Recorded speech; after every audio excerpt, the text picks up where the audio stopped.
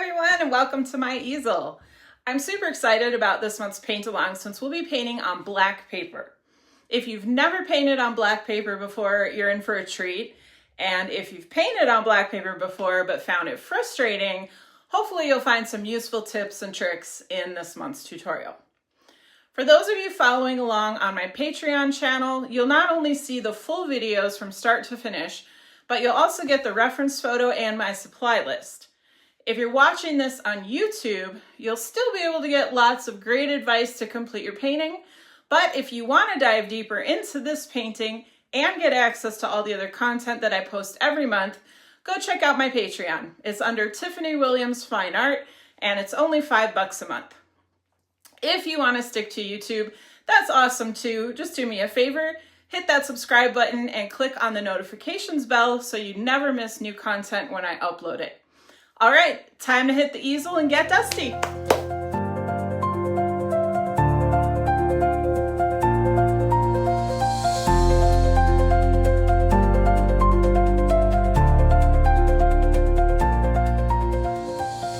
Okay, so I am using harder pastels for these undercolors. So this is a Rembrandt, and I'm just using kind of that golden yellow, which I had mentioned if I was going to do an underpainting on white paper, I would probably do the entire sheet in this color. But as you can see on the black, it's letting some of that black come through. So I'm thinking of my black as my underpainting. And I'm using the colors I'm putting down to help bring that black out. So now I'm going to put kind of a peachy tan down for the stones. Now these stones are all different colors. There's grays and tans, and there's some that even look a little purple, and that's okay. This is just some blocking in just to get our basic shapes and get a basic feeling for what's going on in this scene. And I'm not really filling in my shapes, as you can tell. I'm not doing a great job coloring in the lines, but that's okay. I like to paint loosely, and I find if I really stick to my exact lines that I've drawn, I tend to get too rigid with how I paint. So I like to be a little more free. Now, the colors in our bushes back here are cooler than our colors in the greenery up front. So I'm still going to use yellow, but I'm going to go with a little bit of a warmer tone. Okay, there we go. So this does look orange, just in context on this black paper and next to these other colors. In my palette, this was in with my yellows. It's definitely a gold yellow, but like I said, I wanted to do a warmer tone down here than I had up there at the top.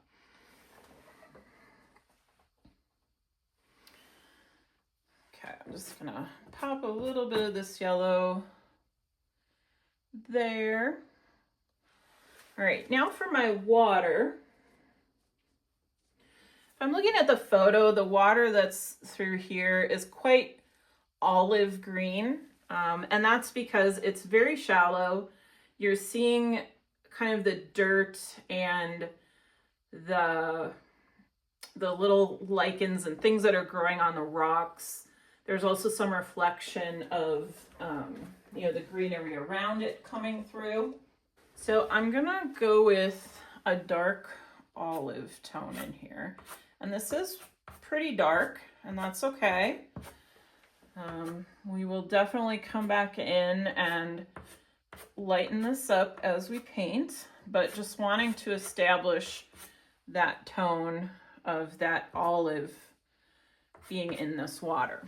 Okay, so I had said I was going to put a little greenery down here. I'm going to use the same yellow that I used up at the top just to do a little bit of color mirroring through this painting, just to kind of tie it together. All right, now my mulch in the photo is definitely brown, but I want to use, this is a really dark violet color. The reason I'm not using brown is I want a nice contrast against the greens, and violet is an awesome color to use with green. Okay, so now we just have the sky left. Now, in looking at the photo, this was a really cloudy day. I did try to brighten the photo up a little bit, but if you look at the sky, you can see it's cloudy. It's kind of gray. Now, the thing with black paper, it's super easy to make a painting more depressing or feel more gloomy or cloudy than you want it to. So instead of using kind of that grayish blue, I'm actually going to gravitate more towards a pink. I'm going to put down pink as my undertone, and that's going to help brighten up the sky a little bit when I go to put the blues in.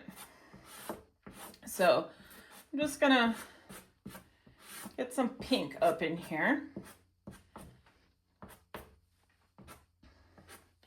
And I'm dragging it in. You'll probably see I have crossed my colors in a few areas, and that's all right. You know, where they mix, they might get, you know, some more oranges, things like that. Just keeps the painting fun. All right, then we've got this little area back here with our grass. So this is a warmer but lighter shade than this, but it's lighter than this. So I'm gonna try and find a lighter version of this gold tone. All right, this is about the closest thing I've got. It's more tan than gold, but that's all right. We'll make it work. Okay, so now we have blocked in our main, you know, the big shapes in our paintings. We have the sky, our greenery, our rocks, water, and then our foreground. So everything's blocked in.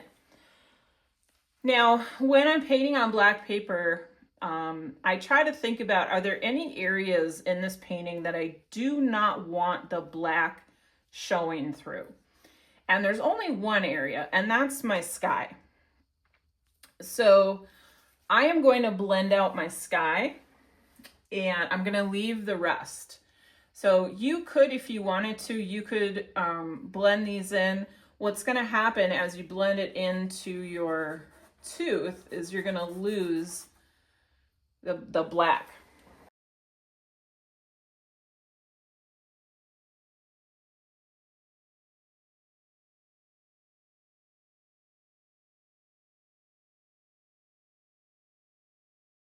Okay, so now that we're here, I want to start blocking in a little bit more of my shapes.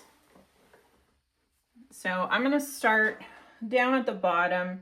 Now this plant is moved over from where it is in the photo. I have to use my imagination a little bit, but what I'm really trying to do here is cut into it with my violet color and make it so it doesn't look like a nice little round ball.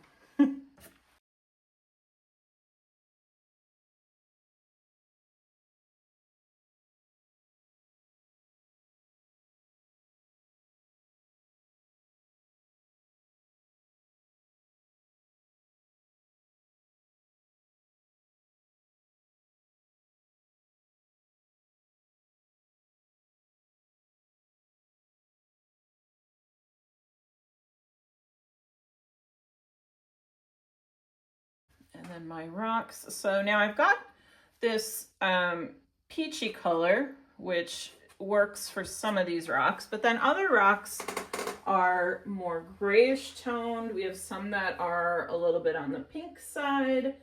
We have some that are a bit more towards, even some that are leaning purple. I'm going to bring in a few more colors into my rocks down here. So I have this purple one. This is a purpley gray. Now on top of this peach tone, it really does look gray. That's okay. I'm just gonna try to put these in here a little bit randomly. Now so far I am using all Rembrandt pastels. So these are all on the harder side of my collection. I'm not going to my softer pastels yet. Those are gonna come as we get further into the painting and we get more layers down. But sticking to a little bit harder ones. And I am breaking them in half.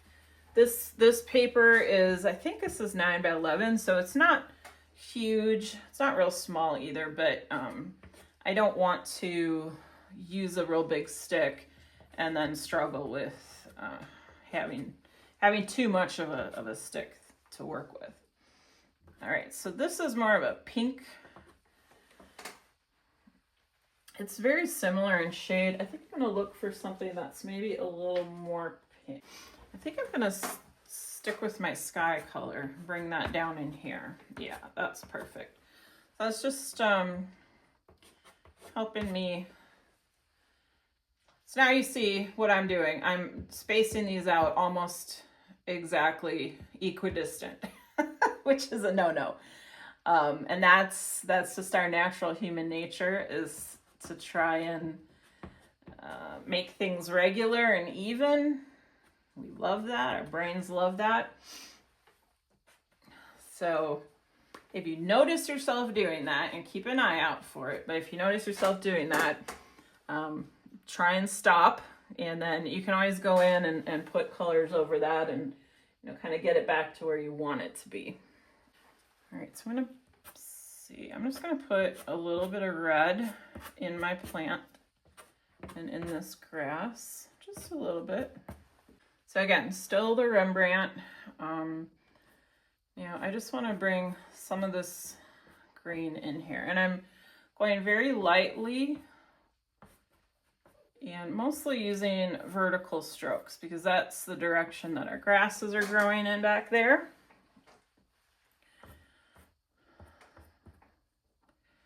Just going to drop a little bit of it in here. And this green looks completely different down here than it does up here because of our undercolor. We've got the orange versus the yellow, and it's having a big impact on what that green looks like.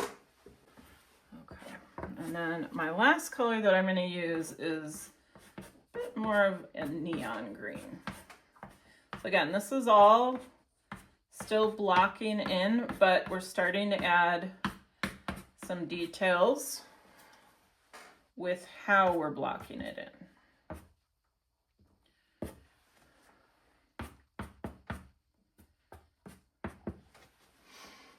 Oh, I lied. I want to get one more color in before we call this lesson complete. Let's see if this green works. Yes. All right, so I do want to bring a bit of lighter green into my water,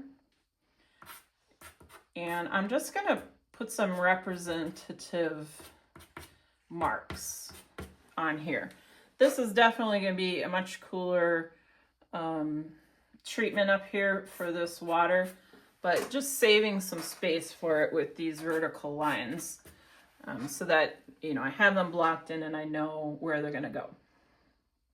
All right, so we're going to stop here for this lesson.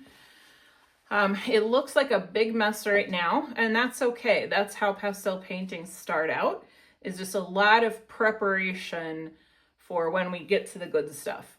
But back to our conversation earlier about painting on black paper. If we look at this, we can see all this black is showing through, and that is exactly what we want. We want these little black marks coming through. They're going to add a lot of depth and dimension that we don't have to come back and add later. So this is helping us out with those little shadows and all the things that are going on in the painting. It's saving us a step. And it's also going to look pretty cool when it's done. Having these, it's very organic looking when you let the paper speak. So, all right, so we'll see you in lesson 2 for our paint along. What we're going to do in our next lesson is finish getting all of our base colors down, and then we're going to start adding some detail, and then we will think about our light, our light source and our shadows and how we want all of that to be represented in the painting. So I will see you for part 2.